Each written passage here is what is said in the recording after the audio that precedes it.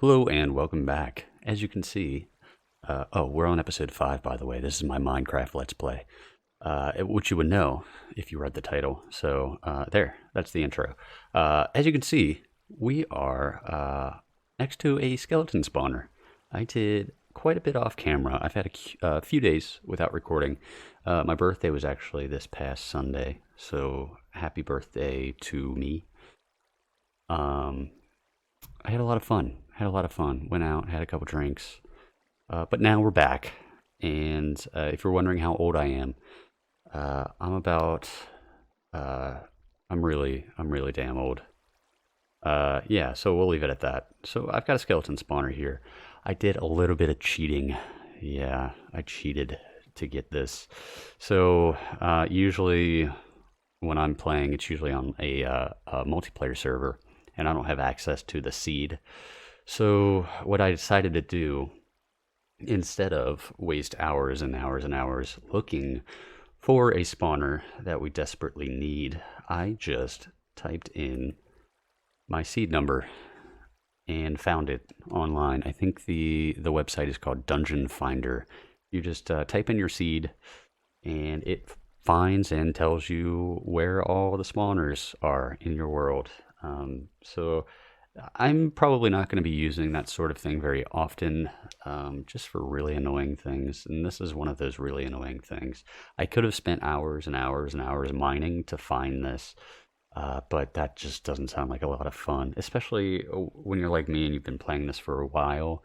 You've already had that experience of finding spawners without looking them up, and it's cool. It's cool when you do. It's just, the 100th time. Yeah, the feeling is not really. It's not the best payoff. So we're not too far from base. Negative 244, negative 317. And there is actually not just one spawner. There are. Let me. Oh, I absolutely just destroyed this place, by the way. It is just utter chaos. Okay, there we go. There are 2 spawners, which is great. And I spent a long time in creative mode trying to come up with a design that I haven't done before. And I didn't really come up with anything too great. I did do a couple of really useful things. This might actually be better to show you in creative mode. But as you can see, I've got iron bars on this last block. That's, I think, the eighth block. And what that does is it prevents the skeletons from fighting the water current. So they won't. A lot of times, if you just have a full block here, what you'll get is you'll just have these skeletons just kind of jumping on the edge, trying to get back. And for some reason, these iron bars totally prevent that.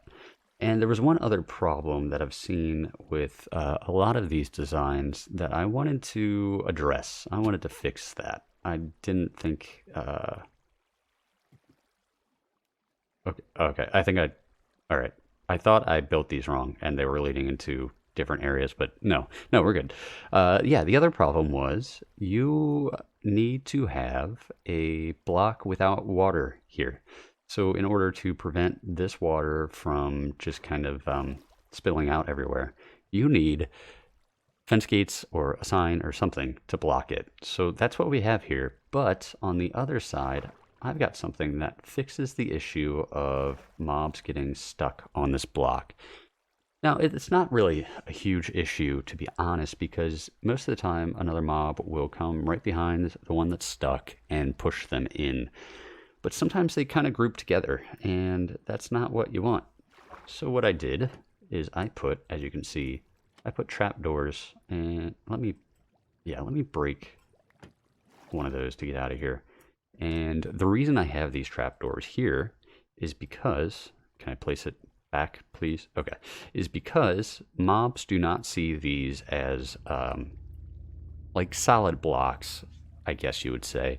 They do see that the block is there, but for some reason they will still try to pathfind on the other side. So if they're on that side of the block or the trap door, they will occasionally, I think it's every so many game ticks, they'll look for a new block to try to walk to.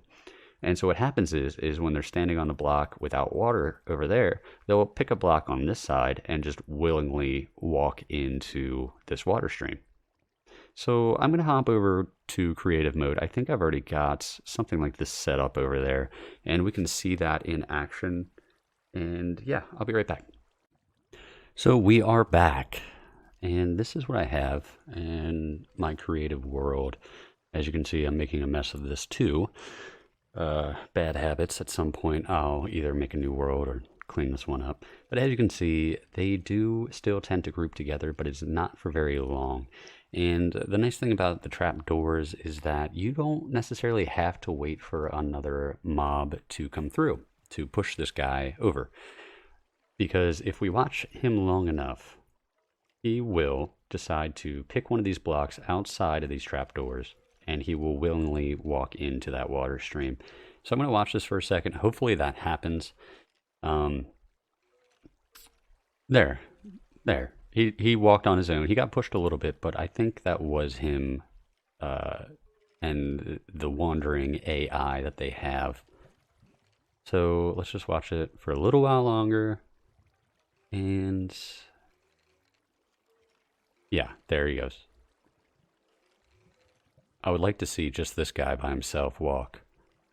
And really the only prerequisite for them walking is you have to be within 32 blocks. So mobs will start to wonder when you're within 32 blocks, and that's perfect for a spawner because you have to be within 16, I think it is, for it to work anyway. So yeah, this is working pretty good. I wish there was a better way. I've tried a few things that I've seen online, and I didn't see this anywhere, but one of the other things I saw was putting a fence right below there, so they get pushed up a little bit, and okay, that guy just walked straight into it. Yeah, that's what I want to see. Yeah, so you put down the fence there, and it kind of acts like stairs. It pushes them up a half block. That doesn't really seem to do anything with the skeletons, so that didn't work at all. And I'm actually going to replace these iron bars. As you can see, we haven't had any try to fight the current at all. I'm going to replace these, and we'll see how they behave. And of course, now that I'm recording, they're probably just going to go straight down. But I promise, I watched this for a while before, and they were fighting it pretty hard when I didn't have those fences or those iron bars there. Can I get out, please? Thank you. Okay. So I'm going to switch it over to peaceful real quick, get rid of the skeletons that we already have, and back to hard. So let's fill it in.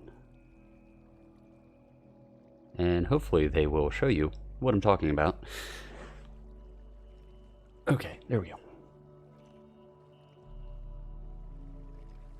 And of course not. So usually what happens is when there's a full block there, they will fight the current and they will refuse to go down. But again, the iron bars fix that issue. And I think this is the design I'm going to go with. Now my plan is, because we have two spawners, I'm going to join in the other spawner with a tunnel like that and just have them drop into the same tunnel. I'm hoping that doesn't cause any issues with them trying to, they kind of get stuck on each other and they won't be able to go up the tunnel. I would build it and test it. I'm just feeling real lazy. Oh, that guy's fighting it. Okay, so there you see. He's like stuck on the edge of the block, and that is too close to the spawner. So if he gets stuck there long enough, then that spawner will spawn less mobs. I think the maximum is 6 in the area, and it won't spawn anymore. Something like that. So you really want to get these guys out as soon as possible. Yeah, so with the other tunnel, I'm hoping they don't bunch up and then get stuck and start drowning, but we'll see. I really don't want to build all that in creative and then build it in survival again just to see if it works or not. I think we can come up with a solution on the fly, I hope. We'll see. Yeah, so I'm going to go back to survival and start finishing everything up there. It's going to look quick and dirty because it is quick and dirty, but once we have a little bit more materials, I guess, we can come back and pretty it up a bit. I want it to be AFK or manual. So I want wolves in there, or doggies, to kill them for us, or have the option of killing them with a looting 3 sword to get more drops. And again, we'll probably hold off on that because I don't have any dogs right now anyway. So yeah, let's go back in survival. Alright, back in survival. So as you can see, I have kelp with me, and if you didn't know, kelp can be really useful with projects like this. The only downside is that you can't place them on soul sand itself. So what you have to do is just kind of use whatever block you can plant it on. I think wood planks, most stone. Don't quote me on any of this. Sand and dirt is usually, I think, what you can plant kelp on. But the reason we need this is because it makes it so much easier to turn all of these into source water blocks. So all I did, as you can see, the water is flowing down. I just placed a water source all the way up at the top, and it's just flowing down. So now what we can do with the kelp, let me make sure I don't place any ladders by mistake. Yeah, we just plant this kelp all the way up, and it turns all of these into source blocks, which then we can break the block at the bottom and replace it with soul sand. And that will create those little bubble effects. So yeah, we planted it, and now we just got to go back down, and we can just take them out on our way, or just hit the bottom one. And I really wish I had aqua affinity, but we made it. Okay, so now we just need to replace this with soul sand, and you should start to see bubbles going all the way up. Didn't want to crawl. Okay, there we go. Yeah, so they should be going all the way up. Should we take the elevator? Do you think we'll die? I think we'll be good. All right, so yeah, it pushes you up really fast. Okay, so then we're getting pushed down to the drop shaft. I've got another fence gate there blocking the water. Oh my god. Okay, that was close. Probably not the best idea. Okay, but we survived, and I guess even if we did die, most of our items would land in this hopper, and we would just have to walk back. Still, that would have been annoying. I'm glad we didn't die. Yeah, so I think technically this is functional. So I'm going to go to this higher up. No. Yes. No. No. I'm going to do the lower one first, so we can jump back over here and then, yeah, break our way through to that one. And hopefully I do not die. Let me get my axe. It's a mess. This is just a mess. Okay. So I've got my ladder there so we can block some of this off. Need a way out still. Okay. Oh, also, as you might be thinking, having these two blocks here is not really the most optimal way to do this anymore. This was standard pretty much ever since spawners were put into the game. And the reason for these two blocks is to prevent anything spawning on top of the spawner and just sticking around. But recently, I think it was Ilmango, he put out a video and found out it was a lot more efficient to put tripwire and some kind of water pushing machinery on top. And it improved his rates by, I think, 5%, which in the long run is a huge deal. But early game like this, I don't really care. Something is better than nothing. So I'm not going to worry about that yet. Maybe a little bit later. It doesn't require anything too crazy. It's just a little bit more work that I don't want to do right this instant. So let me close off some of these gaps. As you can see, the ceiling is all uneven. It doesn't matter, but it looks pretty bad. Looks pretty bad. So we're going to come back later. But for now, I want to see this work. And I hope I don't die. Do I have any torches? No, that's the dynamic lighting again. Let me block some of that off. Okay. This is a little dangerous. I don't really have a good strategy for this ever. I usually just kind of throw myself at it and hope for the best. So that's all the torches, I think. They're not doing much damage, actually. This isn't too bad. Alright, so we'll fill this in. I don't think it's going to be a problem if we keep the ladder there. Either way, we'll come back later and fix it up a little bit. Okay. I don't know what I was doing over there. Okay. Let's get up to this one. And this one might be a little bit harder. Let me get my axe out again, just so we don't accidentally break a spawner. I don't know if you've ever done that, but yeah. Real bad. Real bad. Okay. Let's not die, please. Break that one. Last one, I think. Yep. Alright, let's go. And we can just break our way through here. Okay. Box that off. And let's see. That's a good sign. So, oh, are those items or are those skeletons? I have F3B on that shows hitboxes. Those were items. Just to make this a little bit easier, whenever I'm building anything to do with mobs or item transport, I usually go ahead and throw that function on. It just tells you a lot of useful stuff. Where the mobs are looking, how much space they take up, their hitbox, all of that good stuff. Yeah, so this is looking good. And I'm hoping we're out of range of both spawners in terms of where the skeletons are, but I hope we are still in range to activate both of them. And I think an easy way to tell is going to be, okay, so we're obviously in range of the lower one. I can see them coming up. And then I think, yeah, an easy way to tell is just to see if any come from right over there. Let's just open open this one. Let's open that one. Maybe we can see a little bit better. No, can't really see much better. So what I'm hoping is standing right here that both of those spawners are active. And what I'm going to do, probably in a later episode when we come back to pretty this up, I am going to put in a couple vines. And what that's going to do is it's going to prevent these guys from entity cramming damage, which will be great because I don't have to make this like a super big killing chamber. And yeah, they're not going to kill themselves by suffocating on each other when you have vines. I don't know why. Just another one of those weird game mechanics.